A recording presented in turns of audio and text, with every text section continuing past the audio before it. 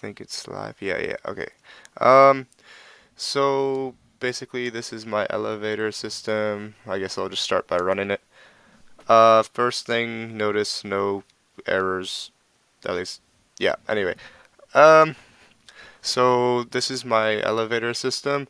This is elevator 1, elevator 2. These are all the things that can happen in elevator 1, elevator 2. There's the buttons, the open door buttons, fire alarm, help buttons. These are the floors. Each one of the floors each have one up and one down button. Floors can have passengers on them. As you can see, two passengers are on floor 1 right now, P2 and P4. Those are the passenger names. Floor 3, there's P1. Floor 4, there's P3. Um, each passenger is listed here. All they can do is enter elevators or exit elevators. And um, as you can see, none of the buttons in the elevators work because there's no passengers in them, even the fire alarm, for example. And none of the buttons work on floor 2 because no passengers on floor 2. Anyway, I just want to explain kind of how it works before running it. And note that there's no real timestamps because my elevator system is like fully concurrent and like everything happens kind of live, and you'll see in a sec. So basically, if I want to start and let's say passenger 2 or 4 requests floor 1, like up button. So now floor 1 has request added to elevator, and as you can see, elevator 2 chose because elevator 2 is on floor 1, elevator 3, whatever. Anyway, so now you can enter the elevator, but if I enter the elevator while doors are closing, passenger 4 entered the elevator while doors are closing, there's a door obstacle detected. Um, okay, so now the doors are closed, can't exit the elevator, but if I wanted to, I could open the doors and then exit the elevator. And then there we go, back on floor 1. Okay, so now let's go to a floor. So let's say we want to go floor 3, and then we want to go floor 5, which typically happens and is pretty common in elevators when there's multiple passengers. Anyway, so now we're moving up, and as you can see, the floor's incrementing. Floor 3 incremented again, moving up, and now open doors because we have made it to floor 3. Now passenger 2, we want passenger 2 to exit, for example, door obstacle because the doors are closing when he exited. And now you can see passenger 2 is actually on floor 3 with passenger 1. And the doors are closing again. Bam, doors closed. Now we want to move. Now passenger 4 is going to go to floor 5. Alright, moving up. Passenger 4 has made it to floor 5. The doors are open. We are going to exit the elevator. Now, as you can see, he went straight from the elevator to floor 5. Now, passenger 4 is set on floor 5. Now, let's suppose we want passenger 1 and 2 to go down to floor 1. Alright, so we press the down button. So you can see this time elevator 1 service request because elevator 1 is on floor 3, which is closer than floor 5. So now enter the elevator. Both passengers are now in the elevator. The doors are closing. And oh, we forgot to press the button. Now we press the button. Floor 1 request. Now the elevator will move down to floor 1. Moving down.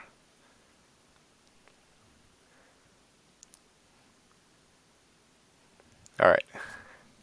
Cool. Doors are open. Now since the doors are open, passenger 1 and 2 can exit. Door obstacle because the doors are closing. And let's suppose passenger 1 was in the elevator when the doors were closed. So the doors are closed, which is going to be the permanent state if we don't do anything. Passenger 1 can't actually exit the elevator because the doors are closed. Anyway, but you can just press the door open button and then exit the elevator. There he is.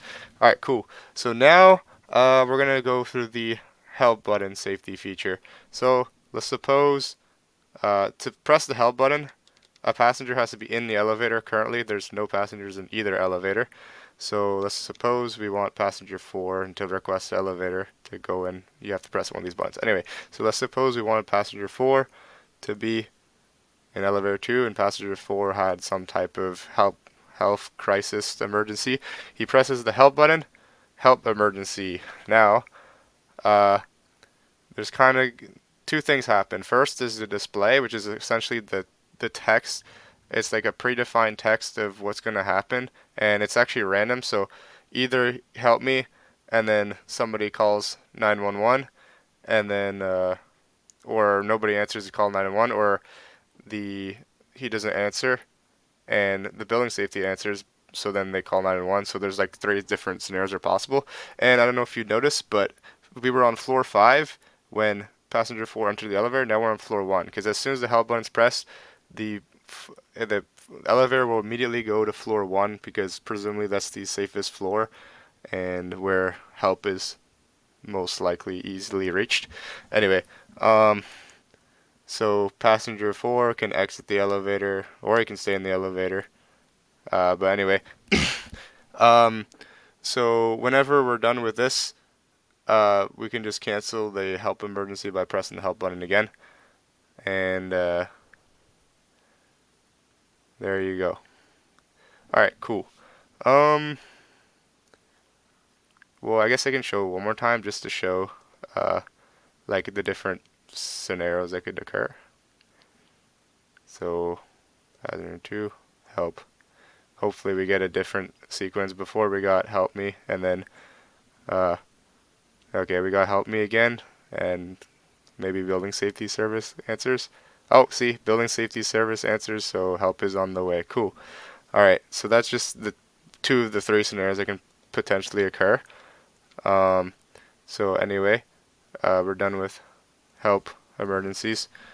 Now what else do I want to show? Next safety scenario. Safety scenario. Next safety. So door obstacle. I showed this a lot of times, but I guess I'll go over it more formally. So say we got this elevator request added. Okay, now passenger 1 enters, passenger 2 enters. Okay, passenger 3 is a little late. Oh no, passenger 4 is a little late. Bam, door obstacle, as we've seen many times. Anyway, and then it's to say passenger 4 decides to play with the door obstacle sensor. Goes in and out while the doors are closing. Now it says get out of the way of the door, and then you can keep doing it. And then it'll just keep doing that until the doors finally close. So that's door obstacle. Now next one. Fire. Receive a fire alarm for the building commands. Safe floor. Cause alerts. Okay. Yeah, so there's two ways for a fire emergency to occur. Either the fire alarm is pulled from the elevator and just to I don't know, just to make the elevators more like random floors when this happens. Oh. Oh, okay, elevators one servicing the request. Okay. Interesting. Yeah, that makes sense. Okay. So alright, passenger 3. Say passenger 3 was in the elevator, doesn't really matter too much, but okay, so if there's a fire, if one of the passengers in the elevator 1 decides to pull the fire alarm, or we just test the fire emergency, the following will happen. So with fire alarm, pull the fire alarm, fire emergency, moving to floor 1. So all the elevators automatically move to floor 1. Since elevator 2 is already on floor 1, the door is just open. This elevator 1 was on floor 4, now it's going to floor 1. As you can see, none of the buttons in the elevator, oh, well, except help emergency because that's pretty important. But anyway, none of the other buttons work in the elevator when there's the emergency because we don't want the passengers to be going back up a floor or wherever they want when there's a fire emergency. So now open doors, get out of the elevator because there's a fire, so all the passengers can get out. Alright, so that's fire emergency. We can just cancel the fire emergency by pressing test fire emergency again. I don't think we can press these buttons. No, you can't press these ones because there's no passengers in the elevator. And there you go. Now, when we cancel the fire emergency, the doors will close again. Alright, next safety scenario. Overload. So that one's pretty simple. Do get elevator 1 again. This time, say there's too many passengers, elevator. We can test the overload. Bam, overload detected, remove weight. So let's say they brought like too much stuff. I don't know. But anyway, so I mean the passengers can exit. And then to end the test overload, we just press the button again. That's just kind of how it would work if it were implemented for real. Anyway, test overload, cancel. Alright, next safety scenario, power out. The control system receives a power out alarm signal. In that case, audio and text message are presented. Alright, so this is similar to the uh, fire emergency. I just randomized the elevators and passengers a bit. Oh, I forgot to mention, when there's one elevator is being used, the other elevator can be used if the pathing is better. Alright.